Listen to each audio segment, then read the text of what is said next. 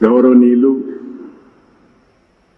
పూజ్యులు శ్రీ గణపతి శ్రద్ధాను స్వామీజీ,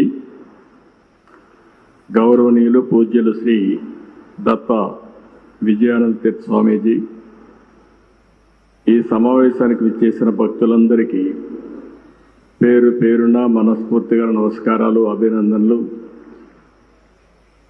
ఈరోజు స్వామీజీని ఇక్కడ నేను దర్శనం చేసుకోవడం నా అదృష్టంగా నేను భావిస్తున్నా. ఆయన ఆశీస్సులు తీసుకున్నా.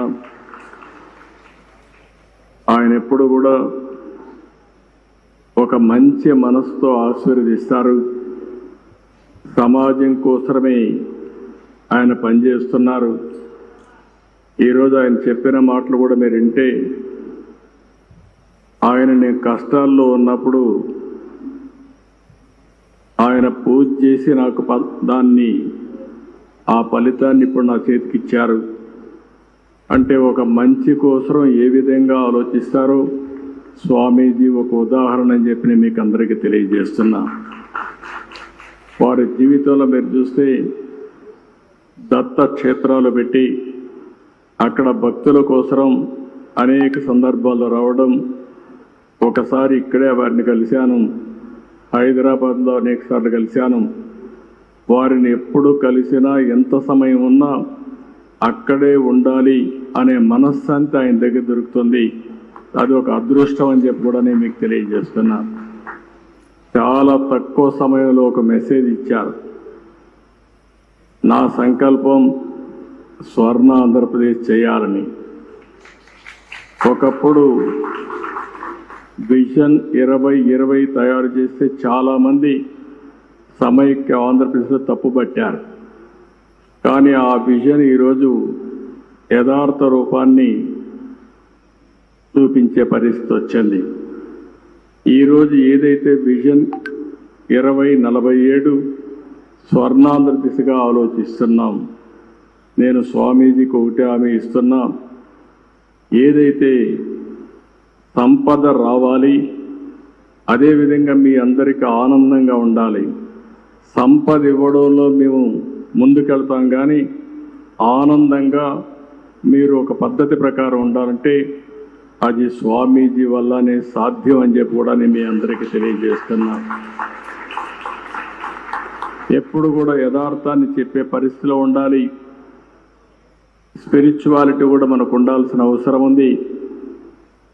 అదే సమయంలో భగవంతుడు ఆశీస్సులు కూడా మనకు ఉండాల్సిన అవసరం ఉంది.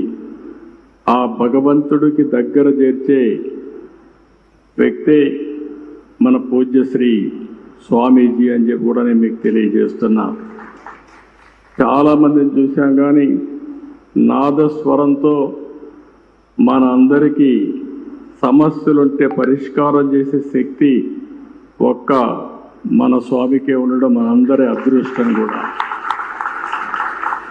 ఈరోజు మళ్ళీ నేను అన్ని క్షేత్రాలు తిరుగుతానని 53 రోజులు ఈ రాష్ట్రంలో ఉన్నారంటే, వారు ఇక్కడ ఉన్నంత వరకు అన్నీ కూడా మనకు శుభమే జరుగుతుంది. నేను వారికి ఒకటే హామీ ఇస్తున్నా. మీరు చేసే ప్రజలకు మంచి కోసం మీరు తాపత్రయం పడుతున్నారు. వారికి దేవుని కృప కలగాలని మీరు ఆలోచిస్తున్నారు. నేను కూడా ఆలోచించేది మీ యొక్క ఆశీస్సులతో ఈ ప్రజలకు ఆర్థిక స్వావలంబన జరగాలని, పేదరికం పూర్తిగా పోవాలని, ప్రజలందరూ ఆనందంగా ఉండాలని చెప్పి ఆశిస్తున్నా. దానికి పూర్తిగా స్వామీజీ యొక్క ఆశీస్సులు కోరుకుంటూ, ఈరోజు మిమ్మల్ని చూస్తే ఒక ప్రశాంతంగా కూర్చున్నారు ఇక్కడ. అంటే మీరంతా ఒక పరిపక్వంగా కూడా ఉన్నారు. స్వామీజీ పైన నమ్మకం, ఆ నమ్మకంలో కొంత శాతం పాలకులైన నా మీద కూడా పెట్టండి. మీకు స్వర్ణాంధ్రప్రదేశ్ దిశగా ముందుకు తీసుకుపోయే బాధ్యత నేను తీసుకుంటానని మరొక్కసారి మీ అందరికీ హామీ ఇస్తూ, ఈరోజు ఈ అవకాశాన్ని ఇచ్చిన మిమ్మల్ని అందరినీ పేరు పేరున మనస్ఫూర్తిగా అభినందిస్తూ, స్వామీజీకి మరొక్కసారి ప్రత్యేకంగా పాదాభివందనం చేస్తూ సెలవు తీసుకుంటున్నాను. జై హింద్.